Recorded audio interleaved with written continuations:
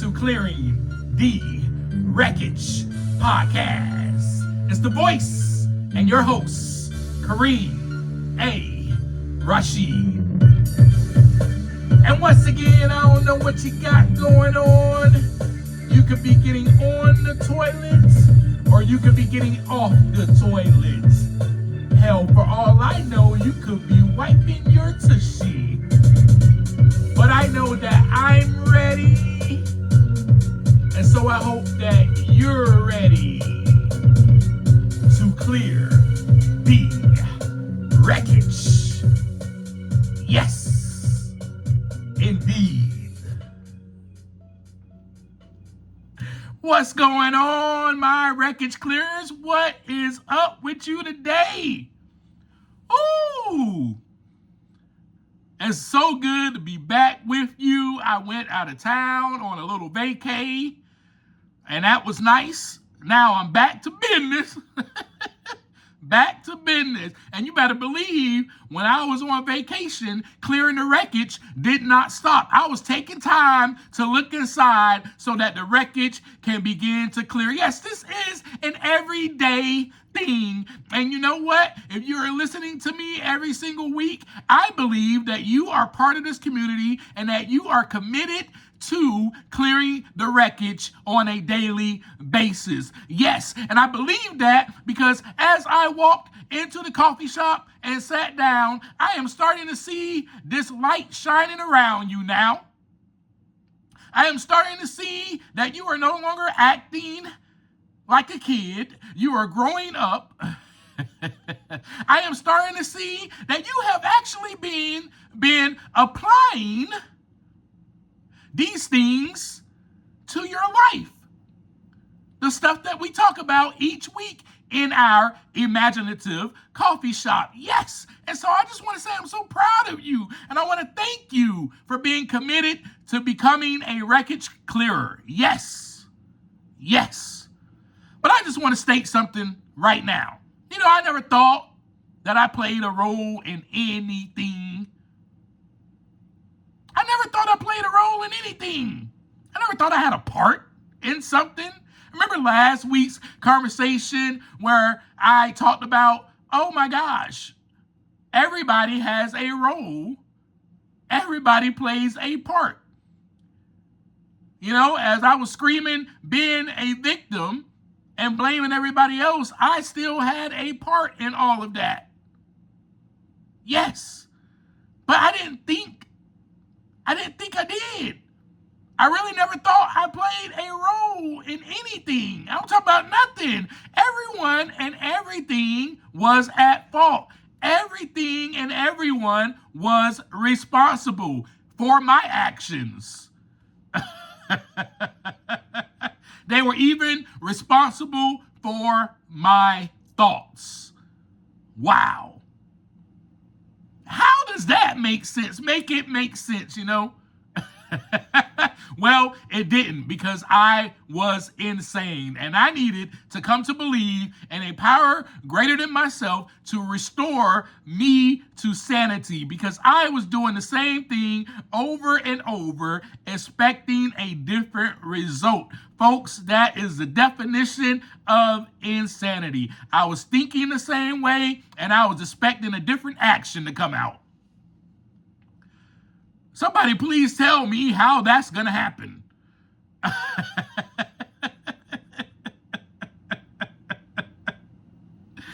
Yep.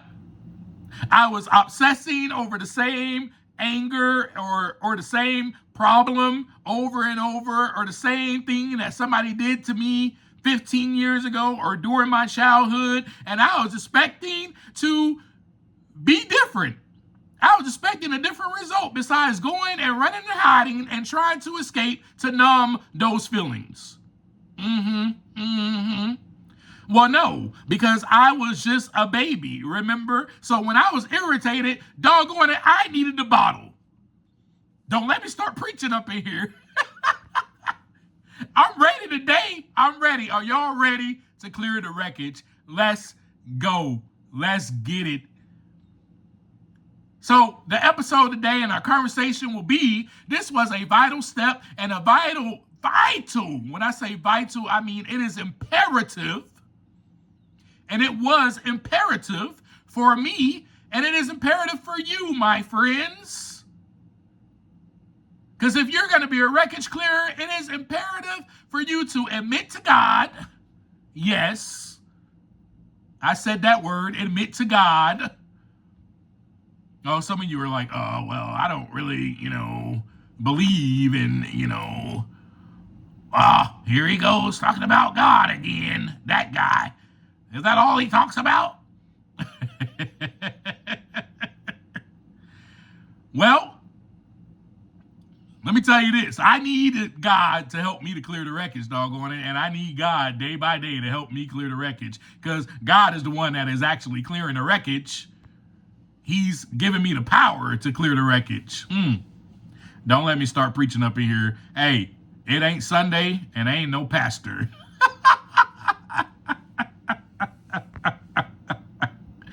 So anyway, admitting to God and another person the exact nature of our wrongs. This step was vital for me. When I tell you, my friends, man, and I'm going to share it all with you because I believe that this is a step. I just said it. I'm repeating myself because of how important this is. Doggone it. This is very important. When it comes to clearing the wreckage, when it comes to development, when it comes to growth, when it comes to recovery, when it comes to healing, all the above is what we're doing, right? On a day-to-day basis. We're never healed. We're healing, right? We're never cleared of the wreckage. We're clearing, right? Yeah. Y'all thought it was over. No. That's why you get an episode every week, because this is the journey that we're doing together, my friends, and I'm so happy that you are walking alongside of me. So let's get into it. You ready? Yeah, you're ready. I never thought that I was a selfish person. And I'm just going to be honest with you. Through this whole episode, I'm going to be admitting to you. You're going to be the person I'm admitting to. The exact nature of my wrongs, doggone it. So open your ears and hopefully be understanding. But yeah, I never thought I was a selfish person. I'm serious. I never thought I was a selfish person. What about you? I just have that question for you. What about you? Because for me, see, I thought I was the most giving person on earth. In fact, my name means the generous one. My name means generous. Generous, the blessed one. That's what my name means. Yes. So I thought I was the most giving person on earth. I thought, y'all, I'm not playing with you. I really did. And I thought, you know what? You are blessed. And you were blessed, doggone it. If you received a gift from Kareem, if you received a look from Kareem, if you was a woman and you got the eye from me, you were blessed. If you got a handshake from me, if you were a dude, you were blessed. If you got a chance to spend time with me, you were blessed. If you were able to touch my cloak, you would be healed, doggone it. That, my friends, is how I thought. And here's the crazy thing about it. Here's the insanity. Here it comes. Here comes my mind. Welcome to it. Welcome to the wreckage. On the other hand, I'm like, why does this person want to be around me? Why me? I have nothing to offer. I am unlovable. I am unworthy of love, right? I'm not worthy of their kindness. I'm not worthy of this gift that they're giving me. Wait, why does she want to kiss me? Why does she want to be with me? No. Something fishy about this. I was waiting for your rejection. Mm-hmm. I was waiting for you to leave me. Mm-hmm. Hold on now. Boy, I think it might be Sunday. I was waiting for you to hurt me. Boy, I'm about to start preaching. I was waiting for you to abandon me. I was waiting for you to abuse me. I was waiting for you to bully me. I was waiting for the other shoe to drop, my friends. Yes. Because it is what I experienced. But here's the kicker. Here's the kicker. This one's going to get you. My thoughts created all of that. You're probably like, what? How did your thoughts create? My thoughts created all of it. When certain girls cheated on me, I already had thought about it. I already had said it. They're gonna cheat on me. It's gonna happen. And that's what they did. My fear created that reality. I don't know if y'all hear me. You catch my drift? You catch my drift? That was my dilemma, my friends, and this is still my dilemma. I'm not playing with y'all. I'm not playing with you. Self-will. And I must admit that this was of my own making. Did you know that my problems were created by me? I didn't even think about that. They were created mostly by what I was thinking. Remember how I shared with you on the last episode about your viewpoint, aka perception? Viewpoint equals perception. They're the same thing. Point of view, viewpoint, perception. Your perception equals your interpretation or understanding. Your interpretation or understanding, then that turns into a belief, which then creates your reality. Woo! Yes. Do I need to repeat myself so you can hear me well and hear me clearly?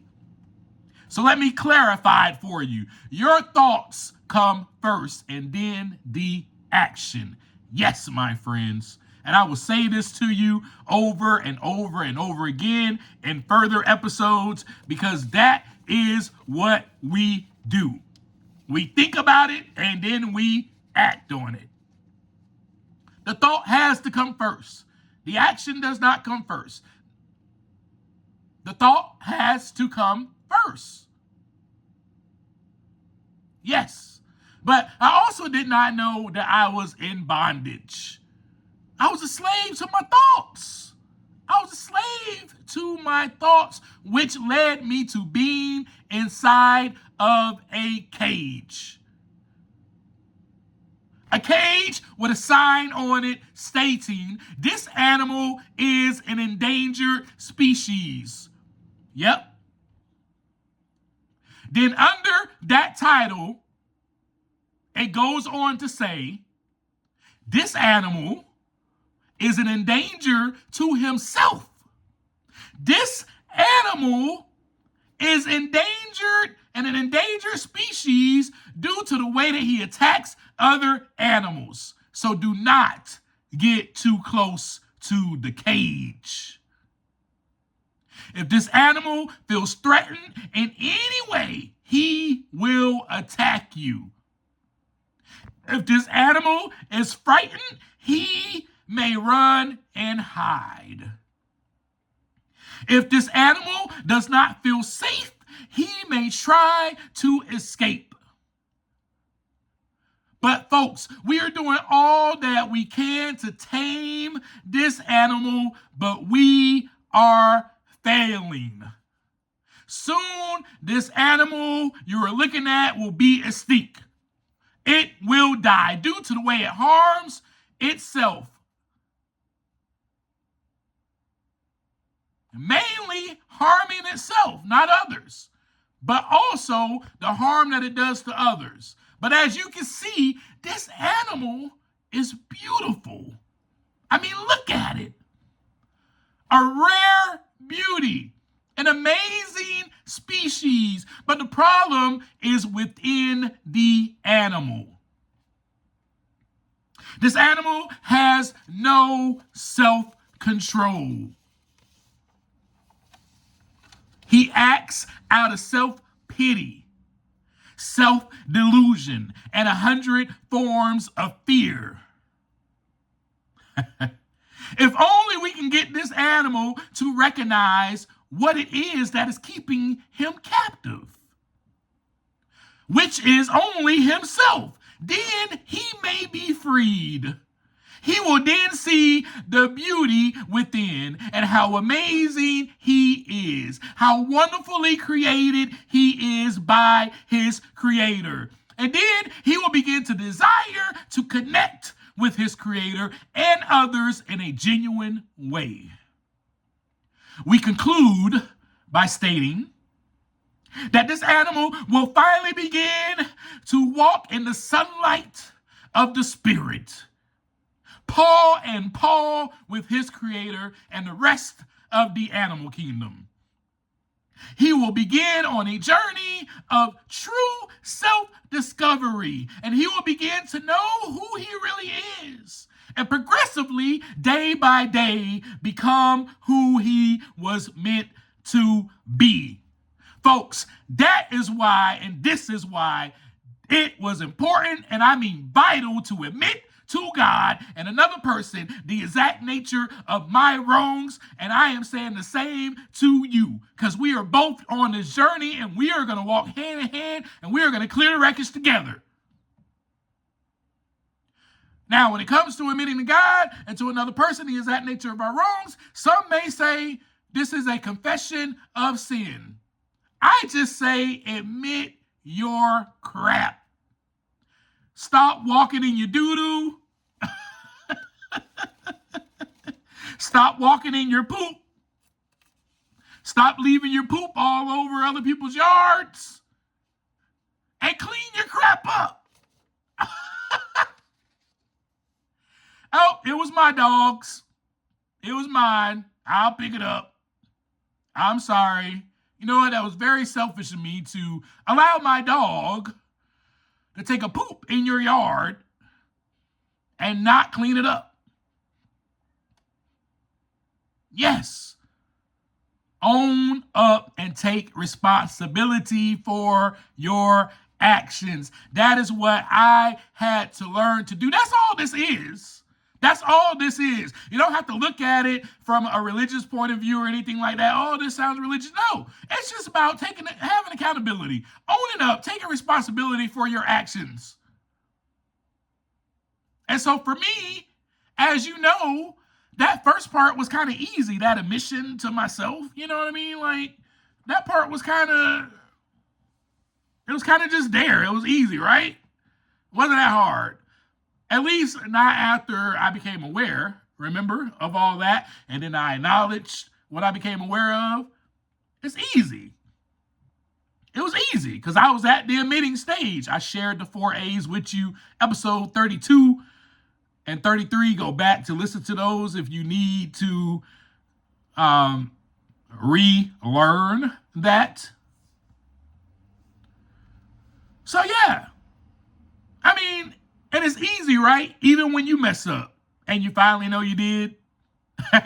Finally, keyword. Some of us take forever just to acknowledge, become aware, just to become aware that we did something wrong. Some of us are so used to doing the same destructive behavior over and over and over and over again, living in secrecy over and over again, cheating on this person, doing harm to this person, and to where it's just like we become desensitized.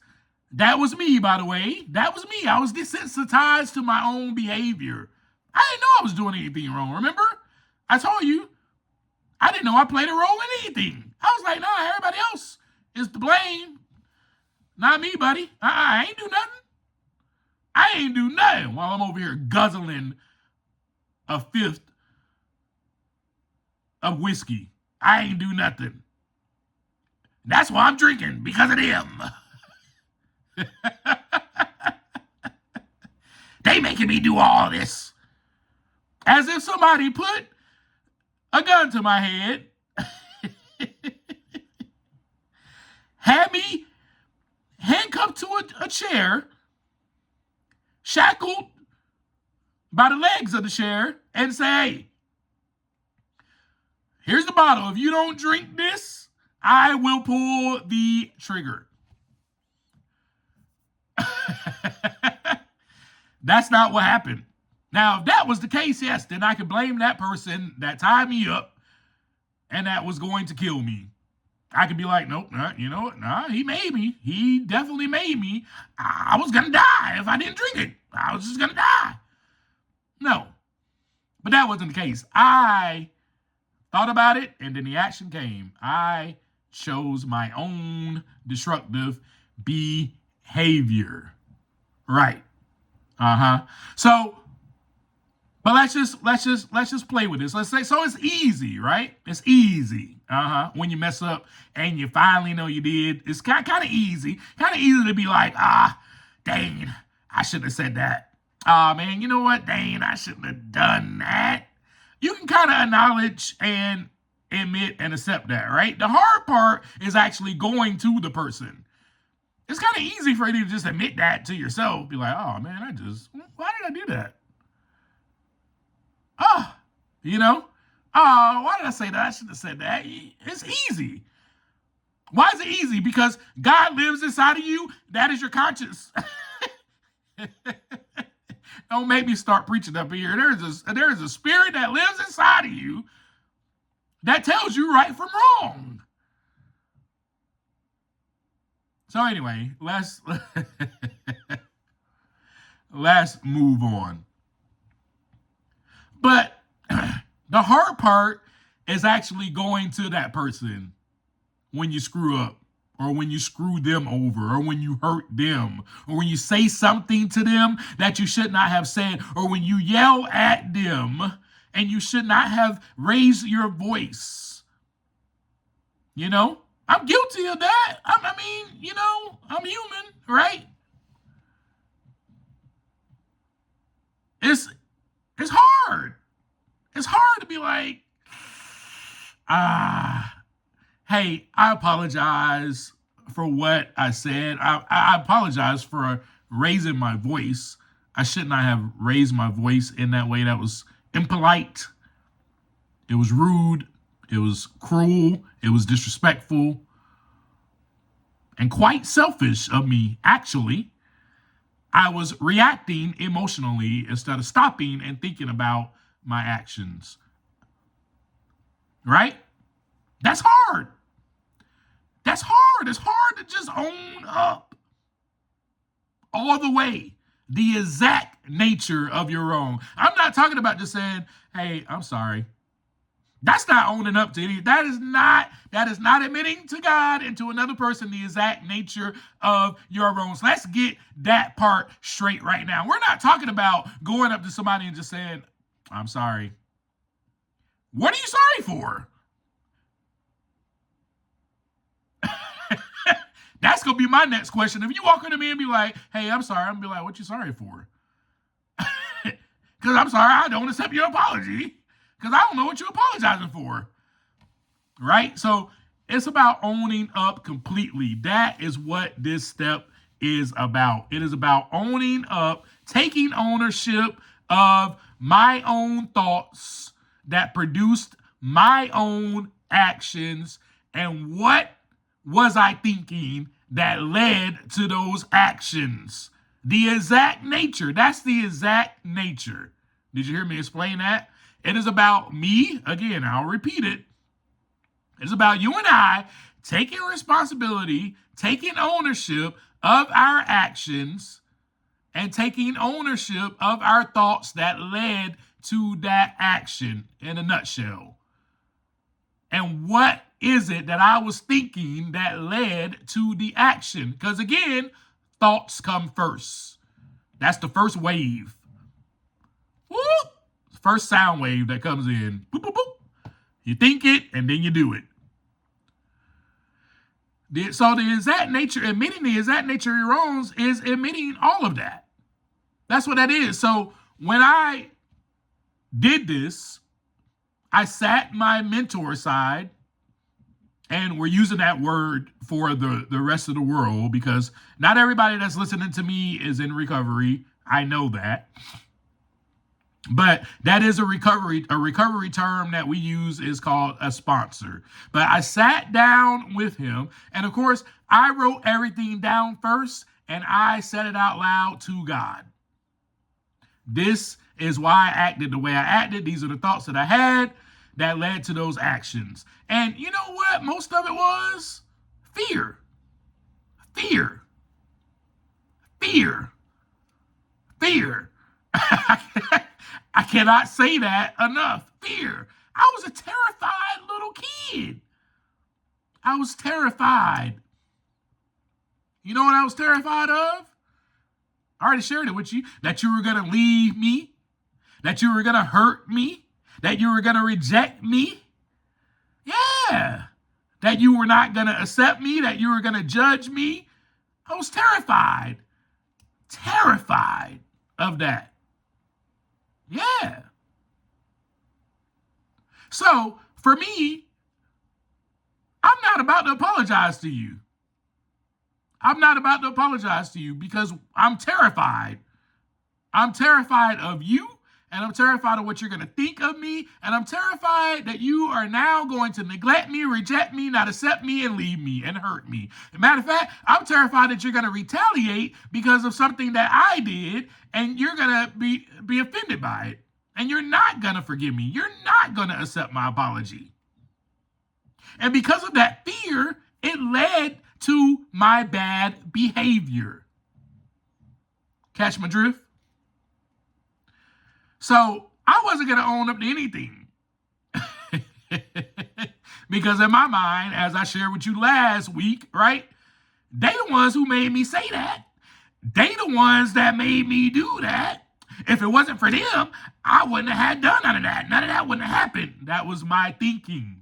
That was my thinking, my friends. That was my thinking. So that was quite the dilemma that I was in. My problems were of my own making. And my friends, this is simply a vital step in the growth process, in the growth and development process, in the recovery process, in the healing process. In your spiritual journey, this is clearing the wreckage. Because we are never healed, we are healing. We are never cleared, we are clearing. Remember? So let's talk about the God part in there. All right, Kareem, why do I need to admit something to God? I mean, doesn't God already know everything? Here's the deal. Yes, I believe that God does know everything. God is all-knowing. That's what I believe.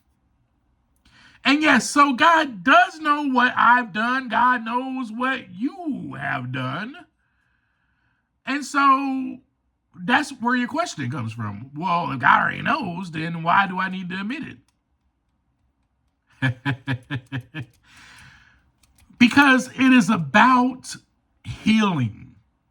It is about you saying this out loud. It is about you taking the power away. Hear me, taking the power away from your thoughts and your behavior and giving that power to something greater than you. It is about allowing something bigger, something greater, because you're not the end all be all. How I thought I knew everything. I thought, oh boy, if you touch my cloak, you're going to be healed. I thought I was God walking on earth. I'm not.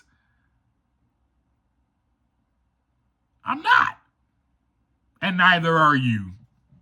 Neither are you. I'll be the first person to tell you if that's what you're thinking that you are. You're not.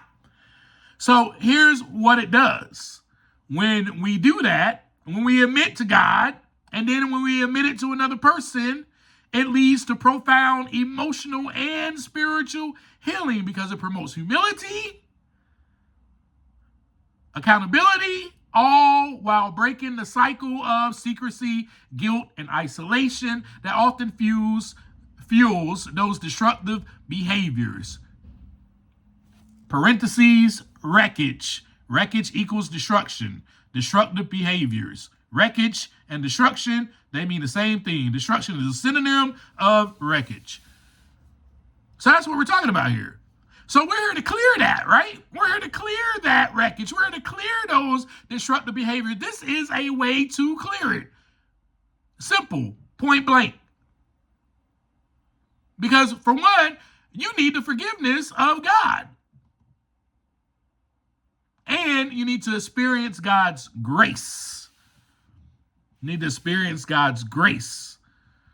Because it is sufficient for you. It is enough to go around for you and for other people. When you admit that, and then you realize that you're not, and this was me. So I'm sharing my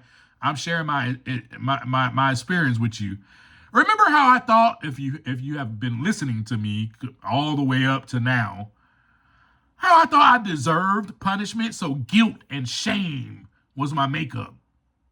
It was fear, and then it was guilt and shame. I felt as if I deserved punishment. That's what I'm worthy of. I'm not worthy of any affection or love from anyone, and that includes God.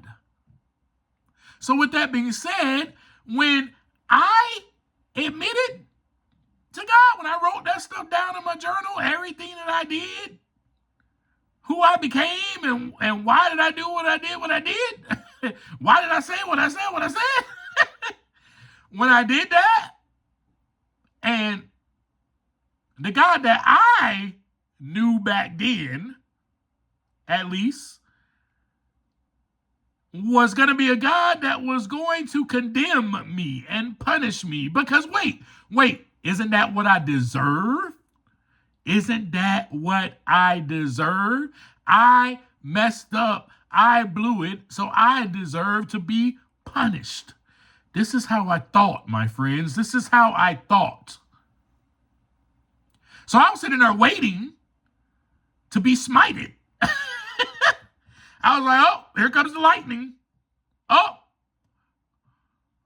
I'm doomed now.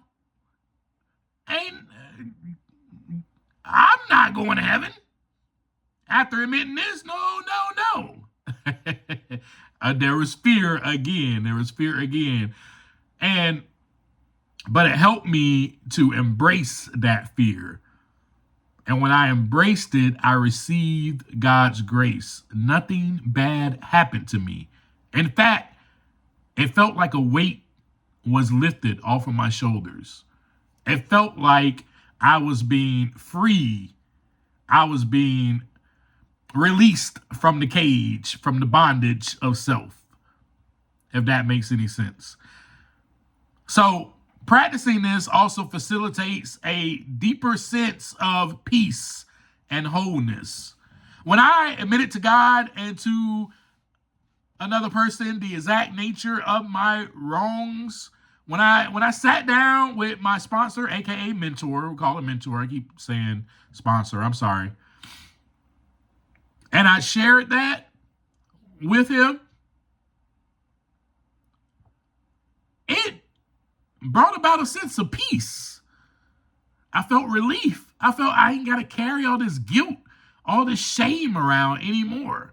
And then here's somebody that actually, before I even started sharing any of the things, he said, hey, whatever you share to me, just know that I understand. And I probably have been through way too. Remember, this guy was 65, 66 years old. He was double my age.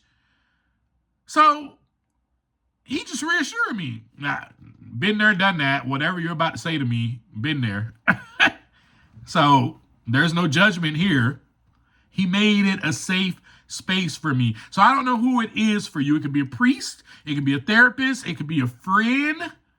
I don't know who it is, but you need to find somebody to own up to admit the exact nature of your wrongs, because practicing this provides healing and freedom, as I just stated. And then For you are as sick as your secrets. Do you know that?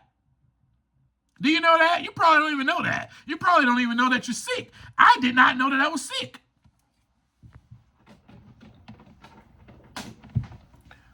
I did not know that I was sick. Again, I thought I was the best thing walking. I didn't know I was sick. I was like, shoot, boy, you touch me, you're going to be healed, boy.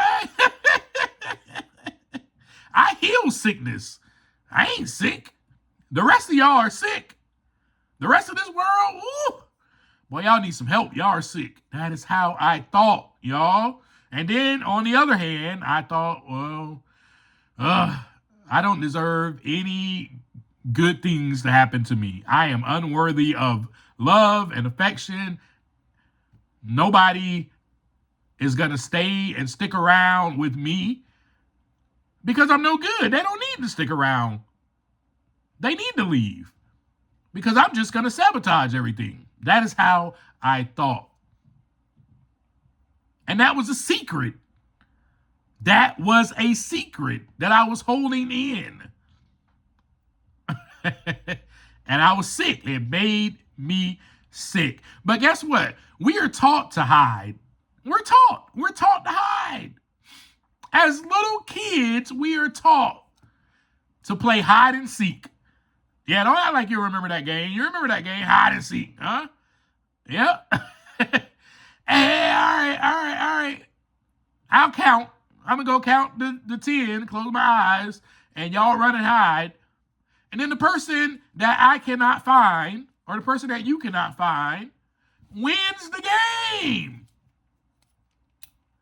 So the person that finds the most intricate, most amazing hiding spot, most amazing way to escape and isolate, the most amazing way to stay in secret wins. And so we're taught that from childhood. So imagine now what society is continually showing us. Keep secrets. You don't need to tell nobody that. Oh, no, go. Hey, if you're cheating on your girlfriend or your boyfriend, why would you fess up? Why would you tell them that you made a mistake? They're just going to leave you, right? Here comes the fear. They're never going to accept you. They're never going to forgive you for that. So you might as well just go ahead and keep on doing it and then keep lying about it and then keep creating more lies, which keeps you in secrecy, in guilt, and in isolation. We don't want people to find out about us. We don't want people to find out about that. You think I wanted people, my family, my friends to know that I was a drunk and a drug addict? You think I wanted my family and friends to know that? I'm okay with it now. I'm as sick as my secrets. I'm okay with, the whole world knowing because that's who I was. That was my behavior. I am a recovering drug addict and alcoholic. Because now I know I have the tools to now clear the wreckage. You catch my drift? So what I'm saying is that I tried to hide in every way that I knew. In every way that I knew how. And you probably were doing the same thing. And a lot of it is because of how we were taught. Come on, man. We're taught a game. Catch me if you can. Hide and seek, all that stuff. Tag you're it at a very young age. Oh my gosh. It's bad. And so, of course, now it's time for us to unlearn these things, to go inside to see that. And, oh man, you know what? I need to start clearing that. Let me start learning how to tell the truth. Remember that episode about being honest? Let me learn how to start just saying let me start clearing it. Let me tell the truth here. Let me be honest about this. But you think I wanted that girl to know that I was having sex with other girls besides her? No, I portrayed that I was loyal. Nah, it's only you, baby. That's what I said. That's what I did. And she may be even listening to this, right? There was a female and who is now a friend of mine, a great friend of mine, who I did that to. And I'm so grateful for what I've learned. Because I was able to go, I was able to see that. I was able to admit that to God, admit that to another person, and the exact nature of my wrongs. And eventually, which we'll get to on another episode, I'm going ahead, I was able to make amends. I was able to make amends to her. We're kind of talking about the amend part now too, because that's what owning up and taking responsibility for your actions is all about, especially when you wrong someone. Anyway, moving on. So, I'm as sick as my secrets. And let me tell you, I'm sick. And I really was sick. And you are sick too. And I did some sick things. I'm going to be the first to tell you. I know. Oh, hey, Kareem just told me I'm sick. Yes, you are. Somebody's got to tell you behind. But so now it was time to reveal myself, right? To stop walking around as a fraud, pretending to be something that I'm not. It was time for the animal to exit the cage. Yes, so admitting your wrongdoing to God and another person provides freedom from the burden of secrets that cause internal sickness, and it hinders relationships. The whole act of confession itself is a catalyst for healing. It also helps you to gain perspective. By me sharing that full truth about my actions led to a clearer understanding of my behavior and the root causes, such as my selfishness or my fear. When I shared this with said person, with my mentor, it provided a sense of validation. Because I knew that, okay, this guy, he said he understands, he's been there, done that, whatever. It also provided some insights that I did not recognize on my own. And one of them that he provided to me was that it seems to me, Kareem, that you have a self-loathing issue. You hate yourself. I didn't even realize that. I thought I loved myself. Nope. So, and also in sharing my inventory, because that's basically what it was, with him and with you sharing inventory with another person, it basically created a sense of accountability and it offered vital support for me.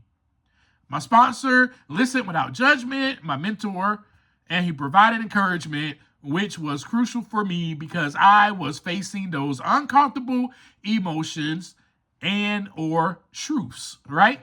Also, by me openly sharing the exact nature of my wrongs, it helped me to move beyond generalities, right?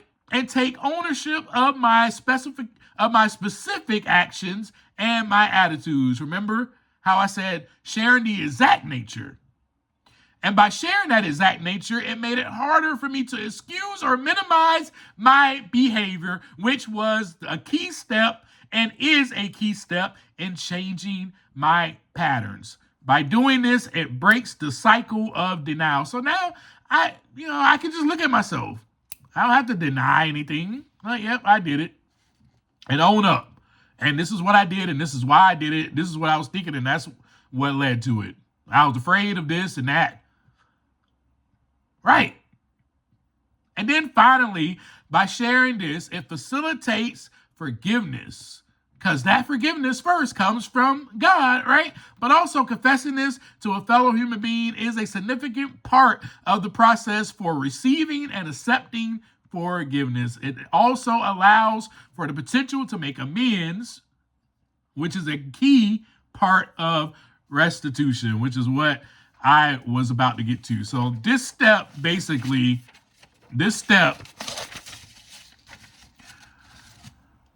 is about ownership, right?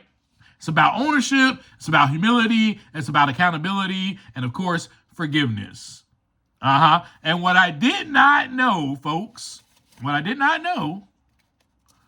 is that it was going to free me. I did not know that. I did not know that it was going to free me. That was going to release me from the cage. That I was that animal.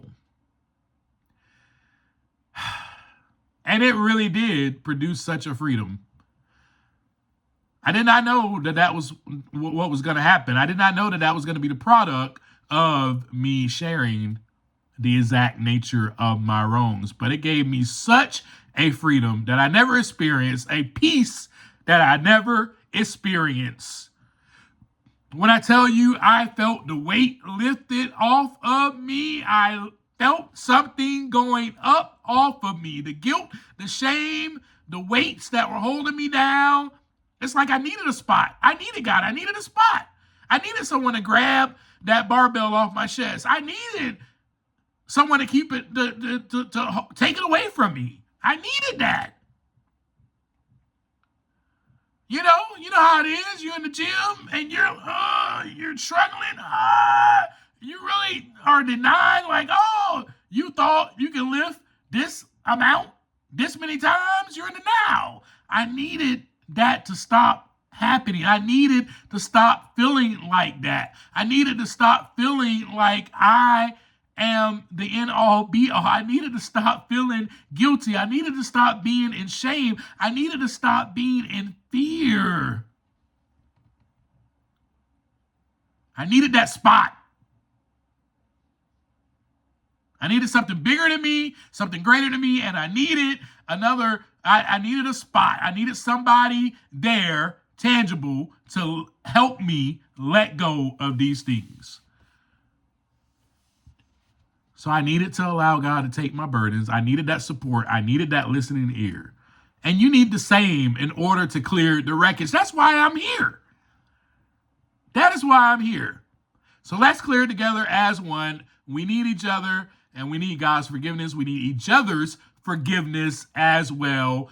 And we also do need that validation, that support, that listening ear. We need that.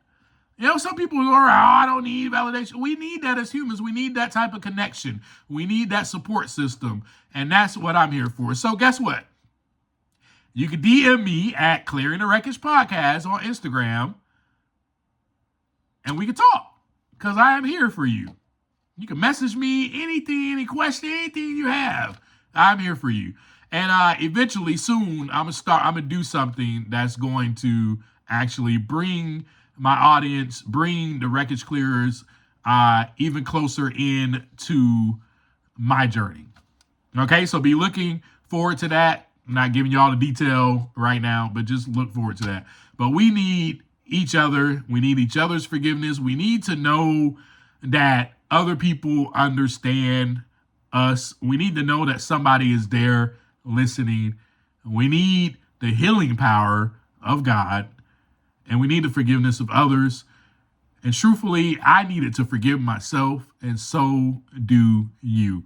And I'll leave you with that. As I always leave you, take some time to look inside so that the wreckage can begin to clear. Peace.